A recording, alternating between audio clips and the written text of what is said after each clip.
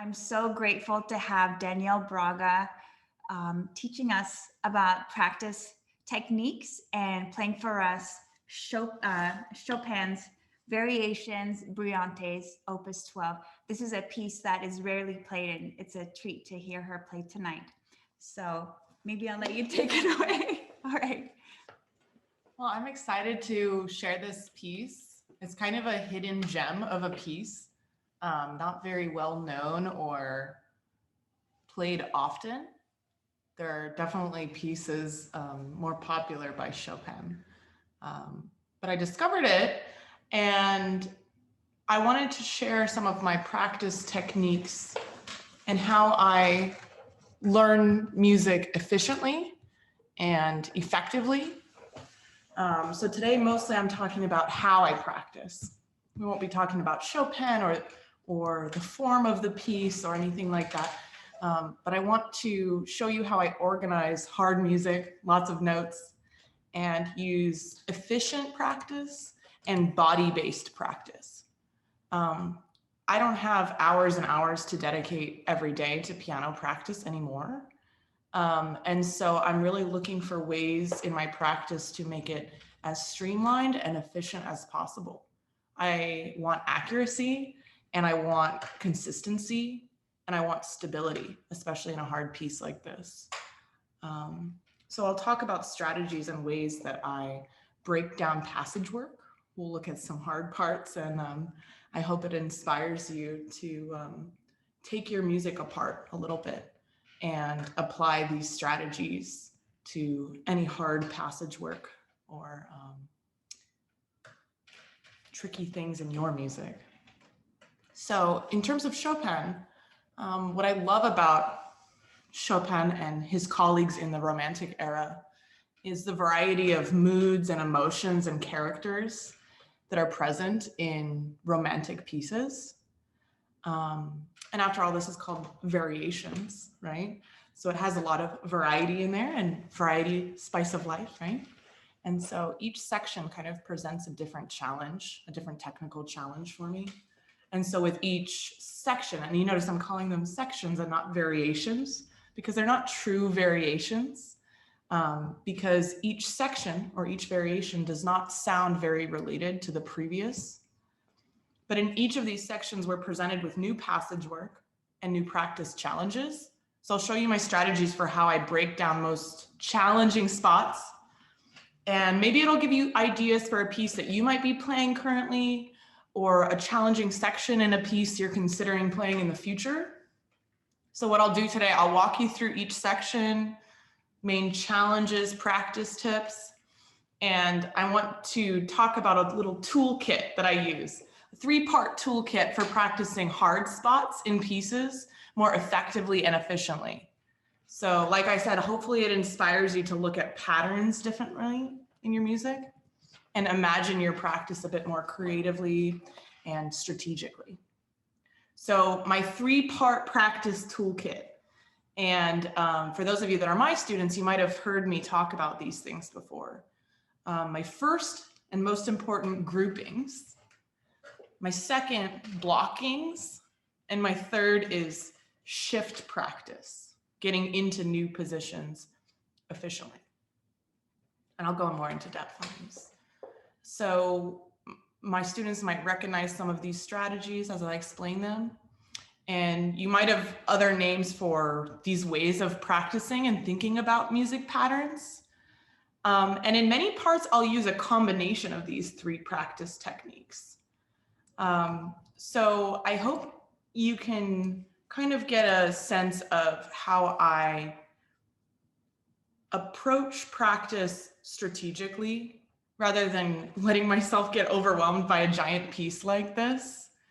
I try to use these practice strategies and maybe overlap them to make my music more consistent, make my playing more efficient, and happen the same every time I play.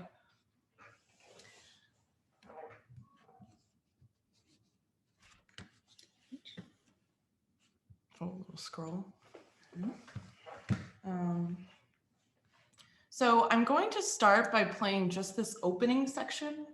It's an interesting form of the piece because although it's called Variations, it has this very grand royal intro, and then it presents a theme and starts to vary it. So even in this opening section, in these first 2 pages of the piece, there are a lot of ways to apply these strategies that I'll be talking about today. So I'm going to be sharing the score in the chat here. In case you want to follow along. And if you have any questions that come up while we're talking today, we have a pretty small audience. Feel free to ask them in the chat. Okay, so we'll be looking at the chat if questions come up while I'm talking. If you need me to repeat anything or slow down or anything like that, just type it in the chat. Okay. So I'm just going to start by playing the opening 2 pages. If you see this PDF in our chat, we'll just be playing the intro first. And at the end of my class today, I'll play the whole piece for you after we talk about my strategies. So this opening section has ways that I can apply these 3 little tools already. And this opening should sound as the piece is called, right? Brillantes, Variations Brillantes. It should sound brilliant.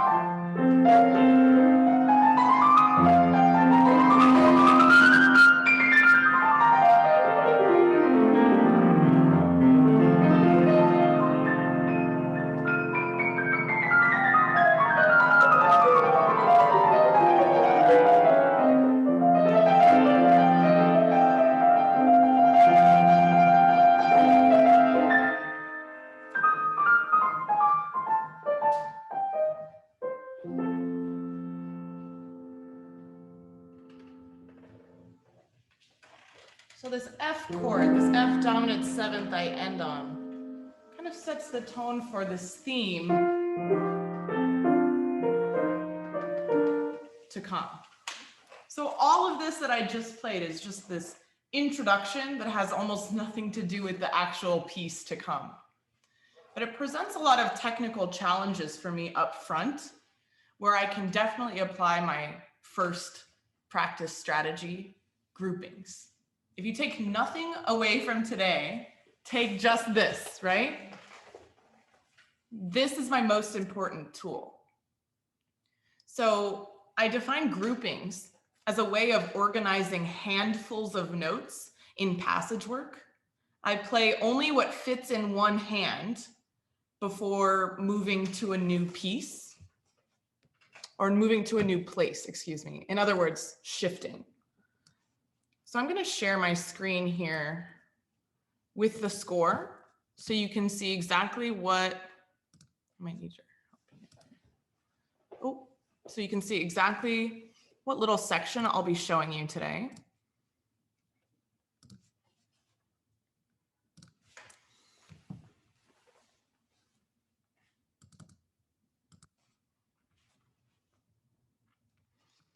So I'm going to zoom in right here, and you can see my little annotations in my score.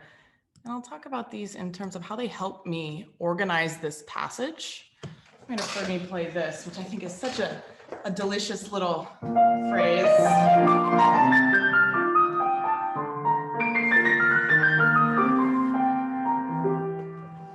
And it's so twisting and turning, moving around a bunch. I use these cuts in my passage work to plan out where my handfuls are. So the groupings that I'm talking about, I play just what's in that handful first. I'll play it for a certain number of clean repetitions. In other words, these first 5 notes that you see in the right hand here make up my first group. And so when I play those 5 notes, they fit nicely into the hand, and I create a vertical line there before I have to move, before I move to my new section. So it's just this, and maybe on a practice day, I'll give myself a rule of 3 clean repetitions or 5 clean repetitions. If I make a little error, I want to slow down and start over.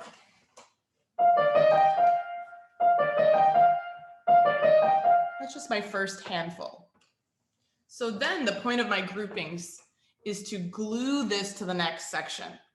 So I'll practice this grouping, this first 5 notes, and include just the first note of the next group to practice the shift or practice the movement onto the next group.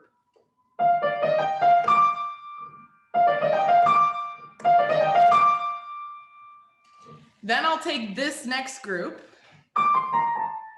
happens to be a 4-note group before I have to move to the next spot. So I would count that as a new handful.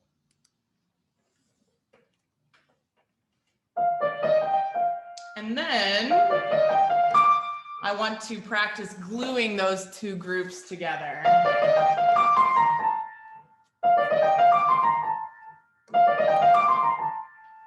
You notice that with each clean repetition, I'm rewarding myself in a sense by allowing myself to increase the tempo on the next repetition. This only works if they're clean repetitions. The point is to glue this passage work together and chop it up and glue it back together. So every practice day, I'm using my groupings as an opportunity to dissect a tricky passage. Let me show you what I do in context of the whole phrase.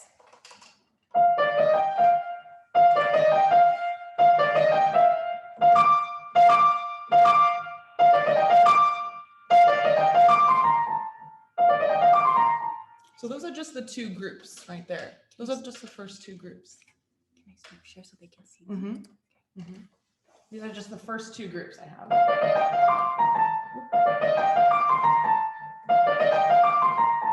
And then I'll do the same strategy, playing the last note of that second group and the first note of the third group. And then go back and try to combine them.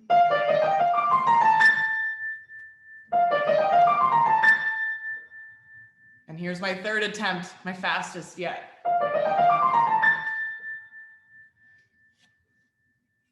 Any questions on what I just showed?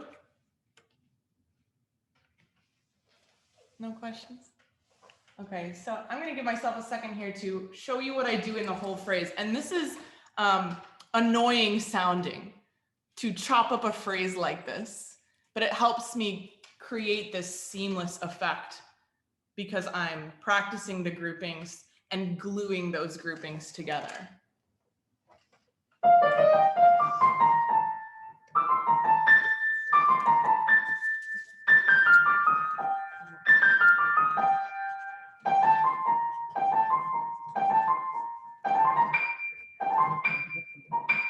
This is a hard one for me, this leap to a 10th there. It's definitely a grouping I work on often. So in the whole phrase, once I've done grouping practice like that, it helps me plan exactly how many movements I have, exactly where I have to shift to.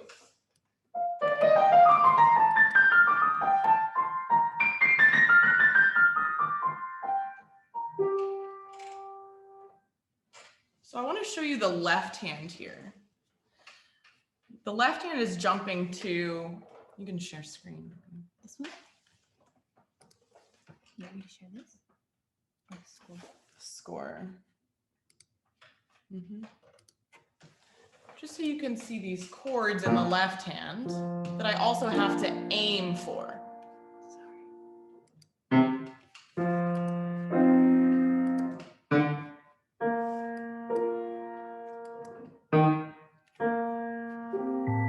All while the right hand is doing its passage work here.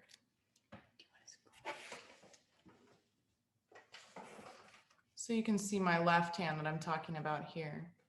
And so for here, I'll use my third step or my third tool in my toolkit. And I practice shifting from this first beat to this chord.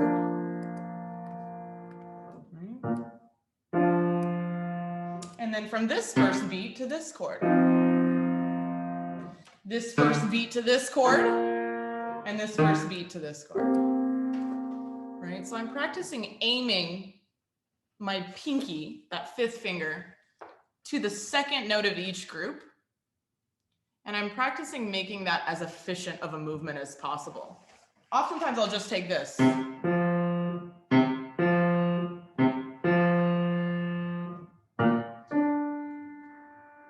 Things like that to break it up.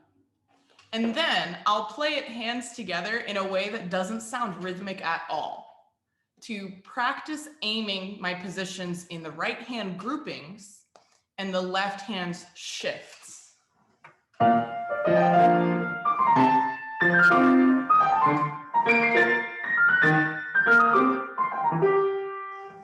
And so I'd like to unscreen share just so you can see my camera from the side here and see how quick those movements are. I don't want any searching. That's when I start to miss notes. I don't know about you, but that's when I start to miss notes. Right? So I want to make these movements to the chords as efficient as possible. This is what I mean by shift practice. Basically, putting the first note, not just including just one note, but making that note include a shift or include a movement after that note. So I'm not just playing note, note, note, but I'm practicing jumping off this first note and associating that first note with the movement to the second. That's what I refer to as shifting.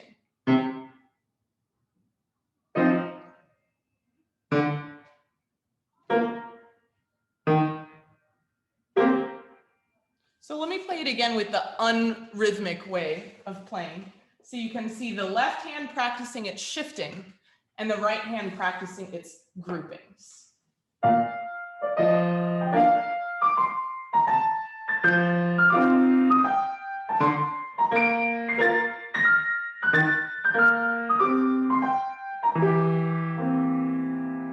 that should have cleaned it up for me to be able to move efficiently and play it as written, smoothly.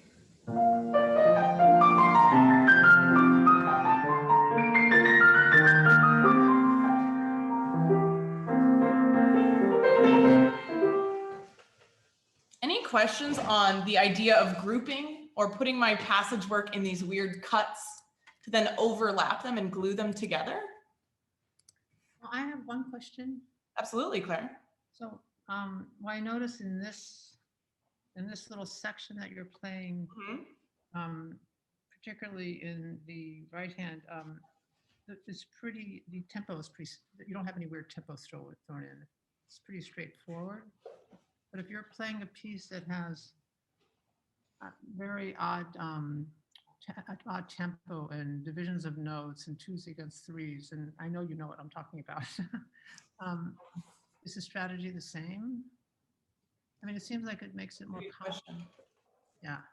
That's a good question. It really depends on the passage, right? I'll show you some passages to come that aren't necessarily accompaniment and melody like this.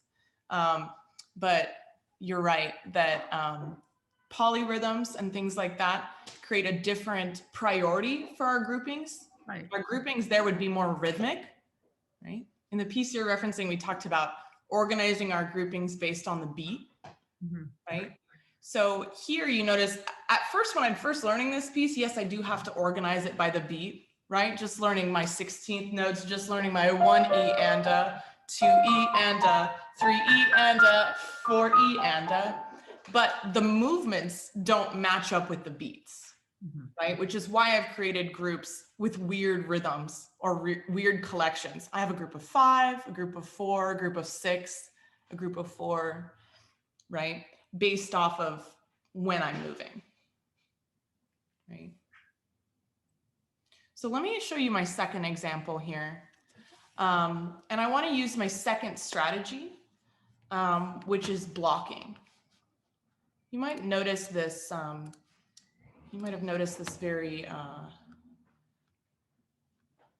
flamboyant ending to this section. Sounds like very waterfallish, very sequential, meaning this pattern is repeated over and over again on different sets of notes. And so I'm going to start here on my measure 23, if you're looking at my score. Yes, where my forte is. Let's see.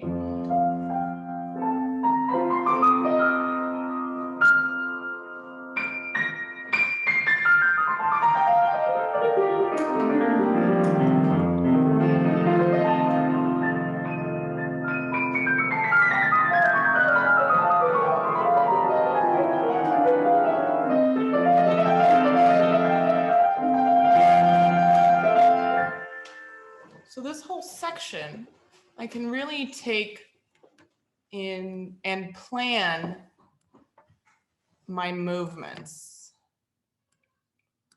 Ba-da-da-dum, ba-da-da-dum, ba-da-da. So I can block these notes together. Blocking practice is just a fancy way of saying play things blocked rather than broken. Obviously, my melody here is broken, single notes.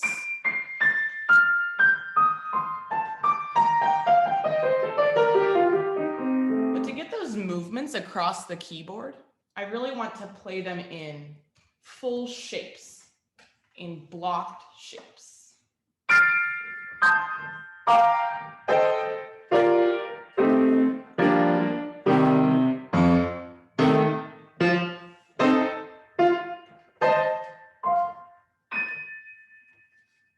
And I'm gonna unshare my screen here so you can see, again, my physical movement of, yes, I'm playing it blocked, but I'm also practicing the shift to the next note or the next set of notes, I guess I should say.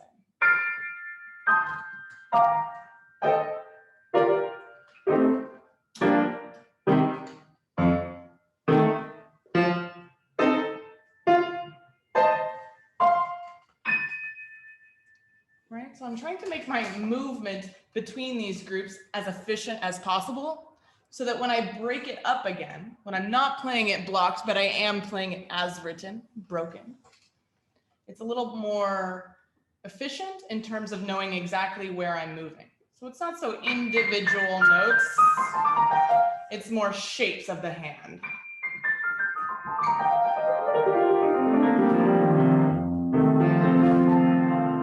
Helps me move a bit faster as I'm kind of going everywhere over my keyboard. So same thing here in this beautiful sequence. I love this part. Very difficult here. I'm going to make little blocks so you can see exactly what I'm putting in a handful. So a lot of my practice is just finding these shapes and comparing those shapes to each other, right? Within each of those blocks, I can think intervallically to really get that in my fingers. I'm thinking fifth and then stepping down, fifth, stepping down, fifth, stepping down. In the right hand and kind of the opposite in the left hand. I have a fifth and a little half step, fifth and half step. So I can do blocking practice like that to organize my handfuls. So it's not so many notes that I'm looking at, but instead a pattern that I'm training my hands to follow. So I'll play a block like this.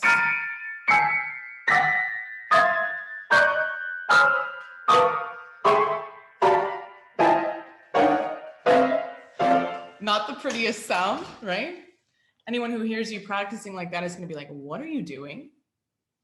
But you can say, I'm making my movements at the piano more efficient, right? And that way, when I break it up, my hand knows exactly where to go, and I can be in one spot for that whole mini phrase.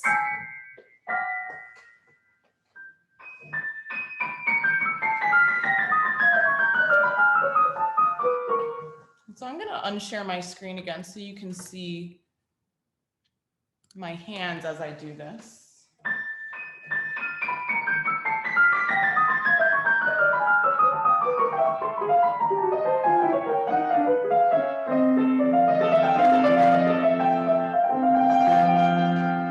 And so you can see that my movements aren't excessive, right? I'm trying to keep them efficient as I grab each group of notes that I've blocked out.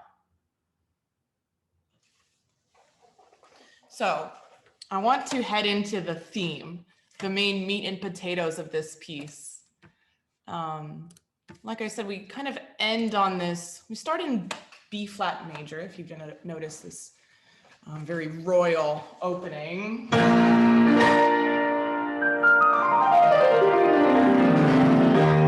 You see my little cuts, by the way, in this first line. I've done grouping practice to organize my scale there, make it a little more efficient. But you've seen this B flat major, this royal B flat major opening, and then us ending this section on the 5/7, on this incredible dominant chord that leaves us hanging.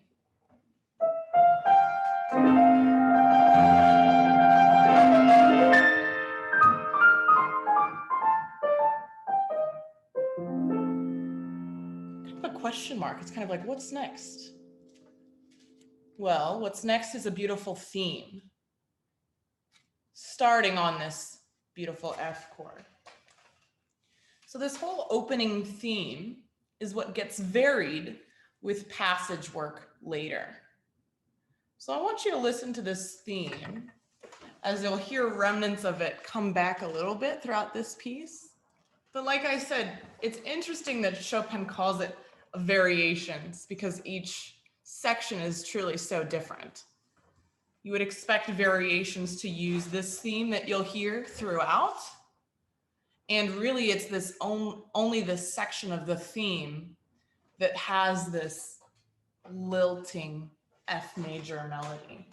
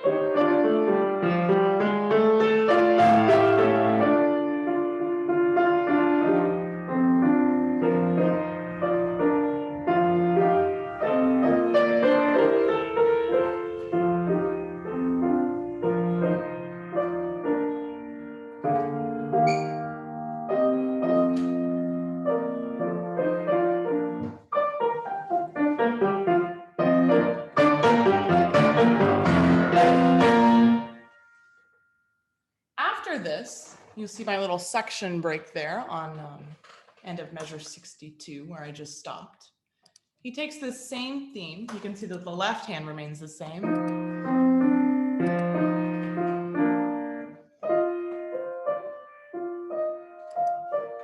I love this lilting melody in 6/8. And you'll see that the right hand definitely looks different, right? We really start to vary it with tricky passage work. And in all of this, to make it clean and effective, this whole section to come, I'm really doing grouping practice like crazy. To make this smooth, I really have to chop it up in every which way. I have some handfuls that work out naturally and some that I'm willing to be more flexible about. In other words, on any given practice day, my groupings here might change, which is why you don't see little cuts in my music. Maybe some days I'll take it rhythmically, take a dotted quarter note at a time, or 3 beats. 1, 2, 3, 4, right? And so I'm cutting up the measure rhythmically, and then I take 4, 5, 6, 1.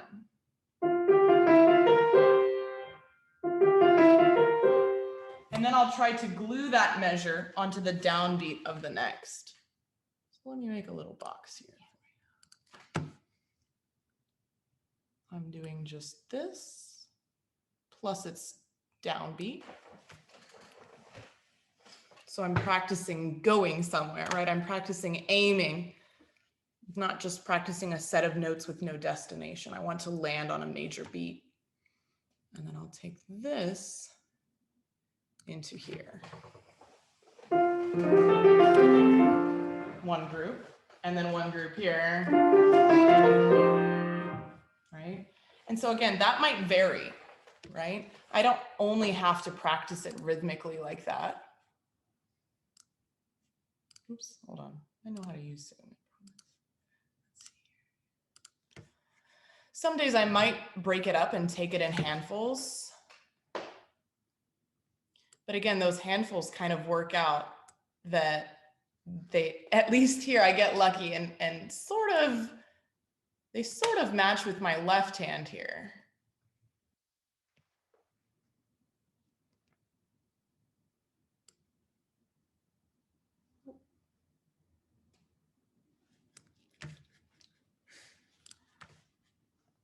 Hold on, let me fix this one.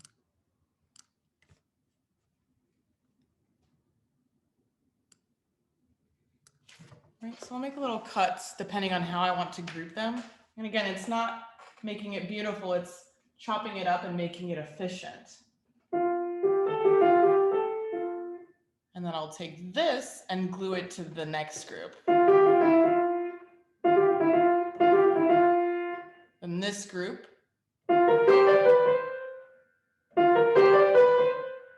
Glued to my next landing point. And then of course, going to my downbeat. Aiming for a major beat. Here, because I'm in 6/8, that would be 1 or 4 that I'm aiming for.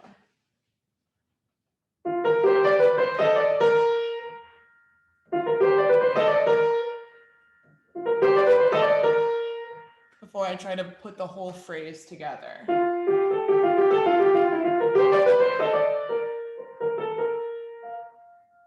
This little F that I've circled here is tricky because it's the beginning of a new phrase. So it's technically not a part of my group here.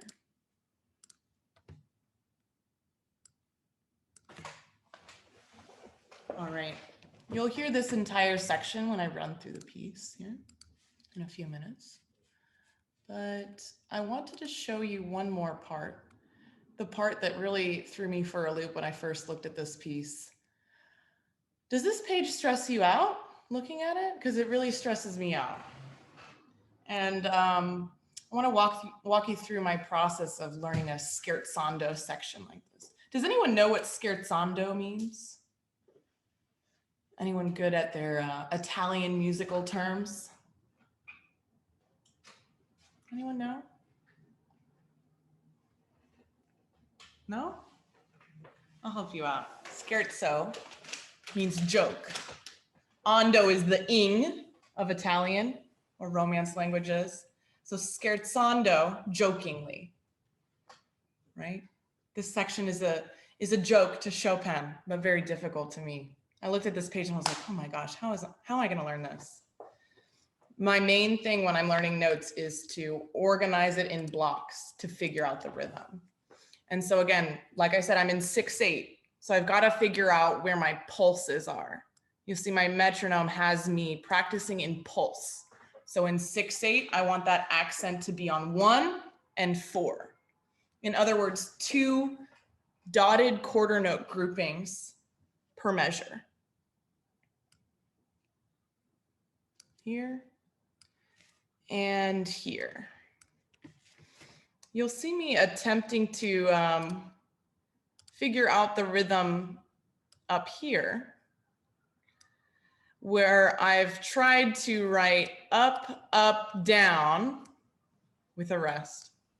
And then the same on this next beat, up, up, down with a rest.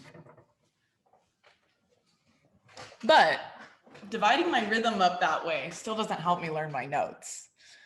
So what I did is have that left hand be as consistent as possible, because you'll see the left hand moves less, but I'm practicing shifting many little shifts to each note of my 4-note group. So excluding this little pickup that starts, this is a 4-note group. Right, that's my first beat here. My 1 and 2, 3 and. Right, my second group of the measure, 4 and 5, 6 and. Right, and so I'm gonna unshare my screen here so you can see my fingers as they move to the next note. So again, I'm not just playing note, note, note, note. I'm playing this note and associating it with the movement to the next. That's what I call shifting, or getting ready to move onto my next position. So it's not just D and F, but it's D and F moving to E flat and F sharp. And so after this, I'm training my fingers to get in place for the next note. Painstaking. This is just my first group. So left hand gets to stay the same, but I'm practicing right hand moving to each new spot.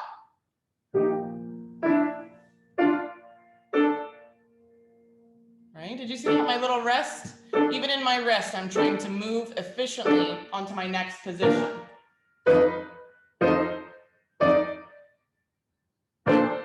Right? So let me play this section for you so you can hear my struggles before I play the whole beautiful piece for you. This should sound joking. Let's see if it sounds joking.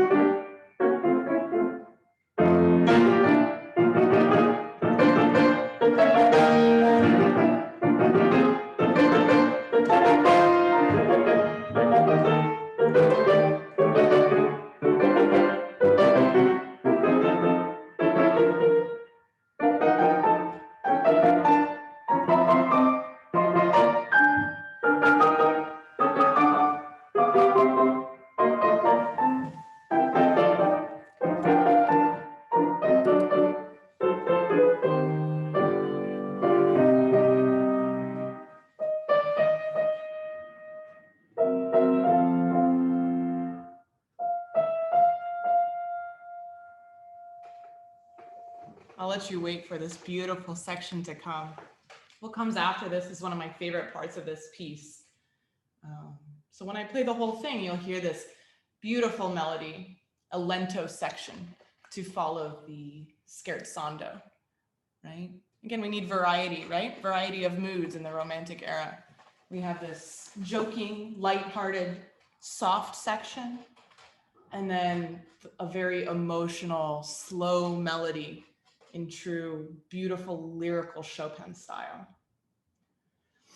All of this comes right into the coda.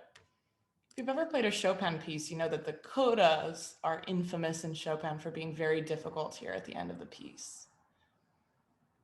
And so I have another scherzo section, right? And the scherzo section is what brings me into the end of the piece.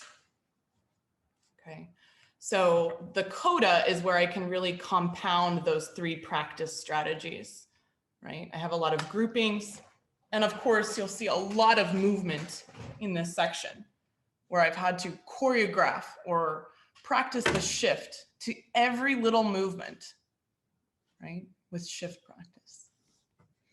Okay, so I'm going to run the whole piece now. And we'll leave some time for questions at the end.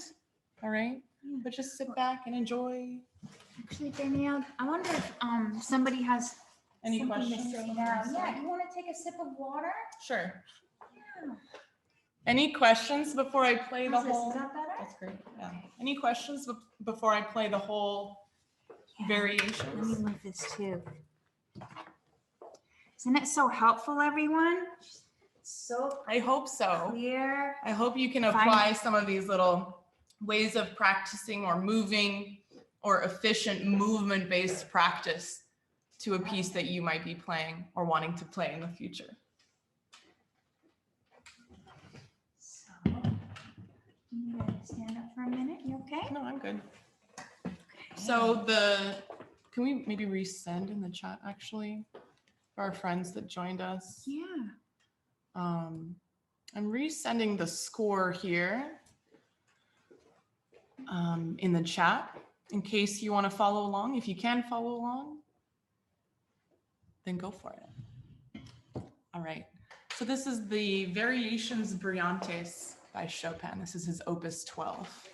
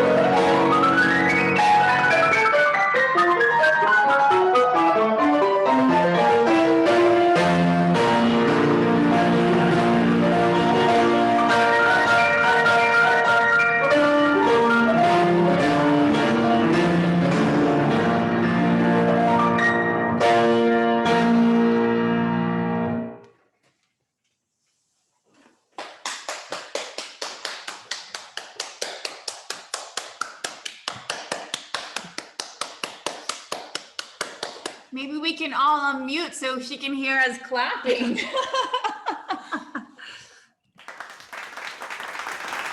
Thank you, everyone. Thank you so much for spending your Saturday evening with us and joining me.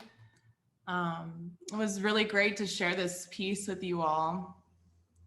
This is kind of the first big piece I've learned outside of college. I haven't had a teacher in a few years, so I'm learning to be my own teacher, right? And apply the practice techniques to my own practice every day. And I hope it inspired you to maybe look at patterns in your music a little bit differently and think a little bit more efficiently and strategically for any tricky spot that you've got, because obviously I have a lot of them to work through in here. Any questions for me or anything? I'm happy to have you unmute and talk with me.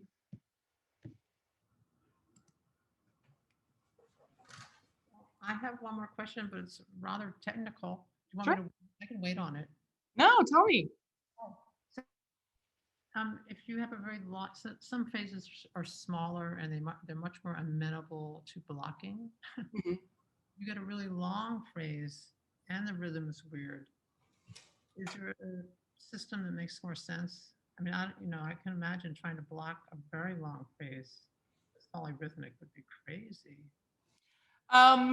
Yes, and usually the way I block those is really using groupings, right?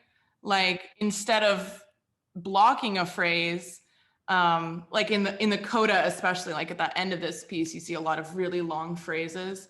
I take that apart and make it sound like what it is not every day in my practice. I play it ugly, right? Like I play it technically and play it with weird rhythmic combinations. Even if the rhythm is weird, I make it weirder because of my groupings, if that makes sense. I chop it up, like I was saying, and play it in ways that is not just as written, right? And in a way, it makes it easier to play it as written when I'm doing that kind of practice.